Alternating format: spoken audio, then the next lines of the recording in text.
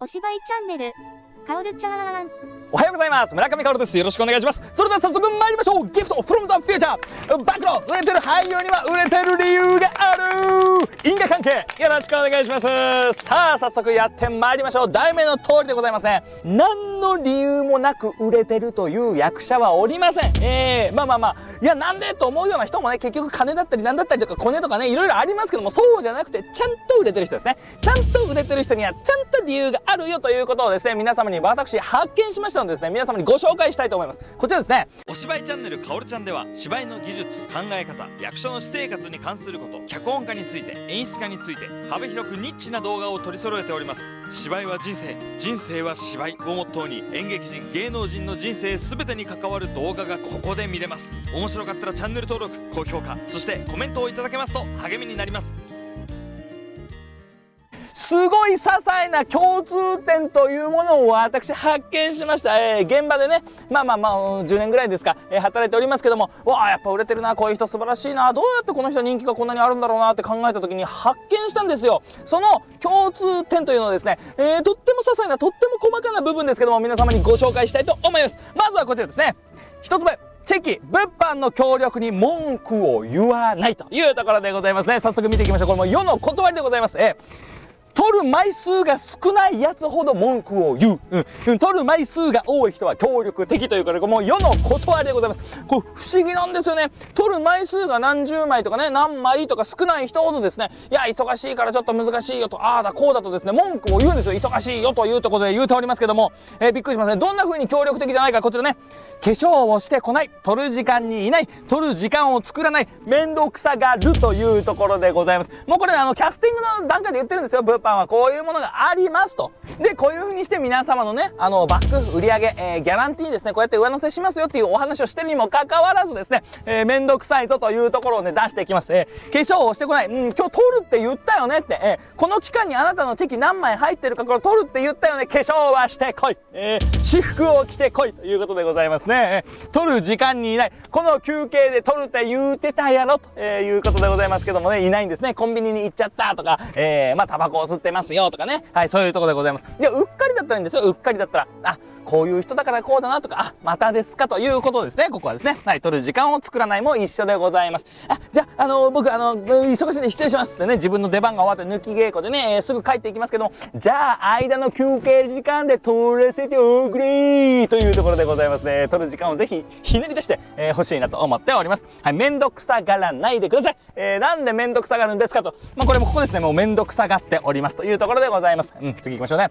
売れてる人は自分が誰たちのどういう働きでご飯を食べているのか自覚があるぞということを発見しました。これね、どういうことか。いやいや、そうね、端的に言えばチェキってお客さんからね、こう購入いただいて、じゃあチェキ取りますわ、で渡しますわ、ウェイって感じだと思うんですけど、その間には様々な人がおりますね。まずお客さんが買いますって買うためにはそのシステムが必要ですよね。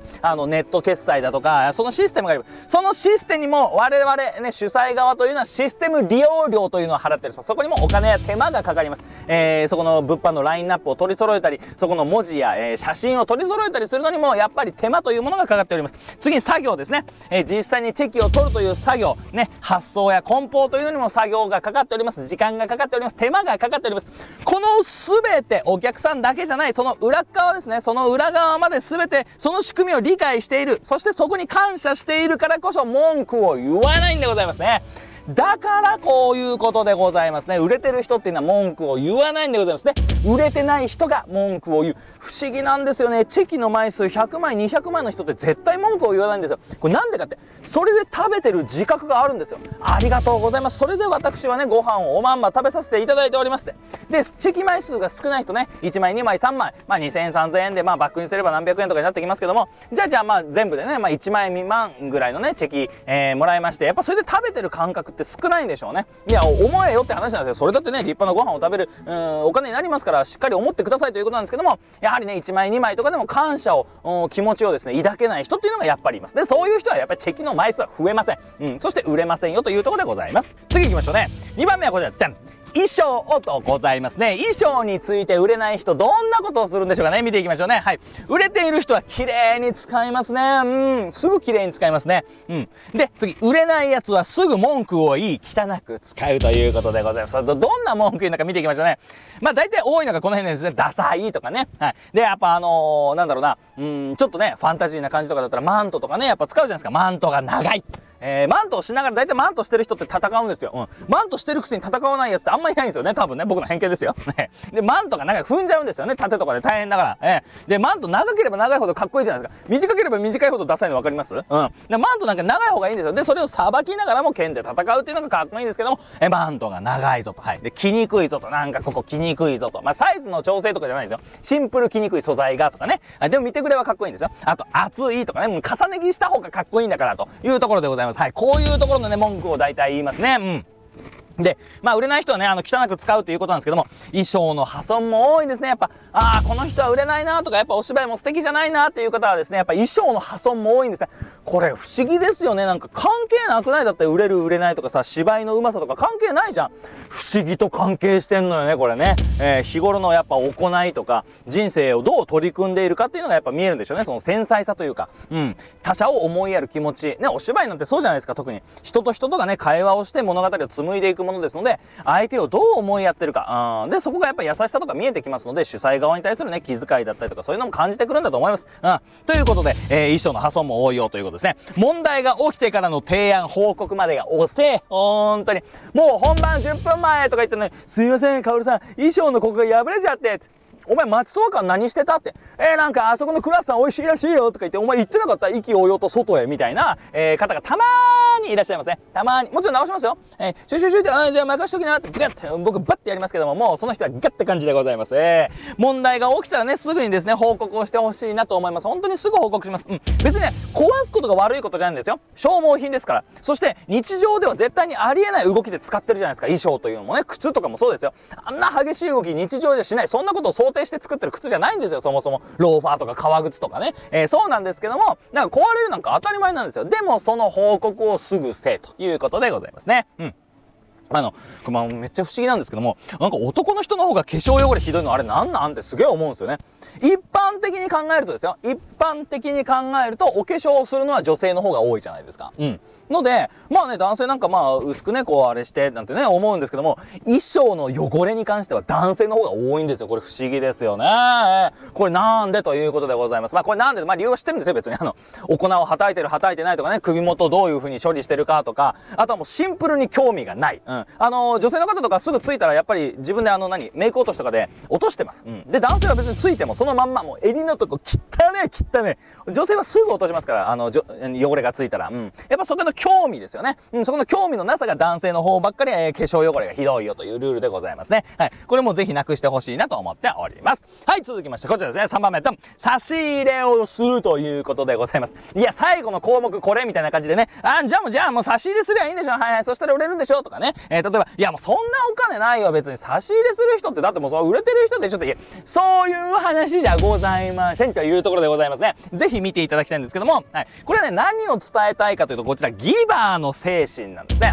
テイカー、ギバーって聞いたことないでしょうかね。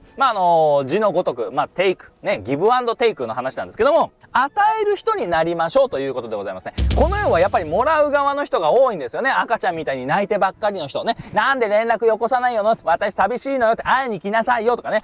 お腹が空いたよ、ご飯作ってよね。お母さんご飯まだってね。もらうことばっかり考えてる。そんなんだったらお前が与えろということでございますから、ギバーの精神でございますね。これがやっぱり、売れてこないというね、ここにね、すごく関わってきます。現場で差し入れをする方っていうのは、やっぱりその差し入れをするしないに関わらず、気遣いにとっても溢れてます、その人は。人に対する気遣い、ちょっと細かなことに気づいたりとか、提案をする、ね、その団体のことを考えて一緒に行動してくださる。そして、お芝居もやっぱり人のことを考えてるから、その人に影響を与えるようにしっかりお芝居をするんです。そして、ギバーの精神でお客様にも接するから、もちろんお客様にも人気があるぞというところでございますね。人を喜ばせたいんですね、この人は。だからこそ売れますよという今回のお話でございました。売れてる俳優には売れてる理由があるぞというところですごく細かな些細な部分でございますけども、共通点を見つけましたね。物販に協力的な方なんですね。売れてる人というのは。もう売れない人というのはなぜかみんな揃って文句を言います。チェキの枚数お前5枚しか出てないのにその5枚で面倒くさがるなよというところでございますね。はい、売れてる人っていうのはですね、自分がどういう人たちのおかげでこのご飯を今自分が食べてるご飯を食べてるのかっていうのをですね、しっかり認識しておりますということでございます。衣装ですね、団体側ね、他の人が用意したものというのをですね、綺麗に使っております。大体もうこの人売れないなとか売れてないなという人はですね、衣装を汚く使う傾向にありますね。問題が起きてから提案報告までが遅かったりしますよということでございます。これ自分にそんなとこないかなってね、ちょっと見てみてください。はい、3番目こちらですね、差し入れをするということでございます。別に実際に差し入れしろよとかね、金で全てを解決とかそういう話ではございません。何が言いたいか、ギバーの精神でございます。人を喜ばせるために自ら行動し、人に与える人になりましょうということでございました。またね。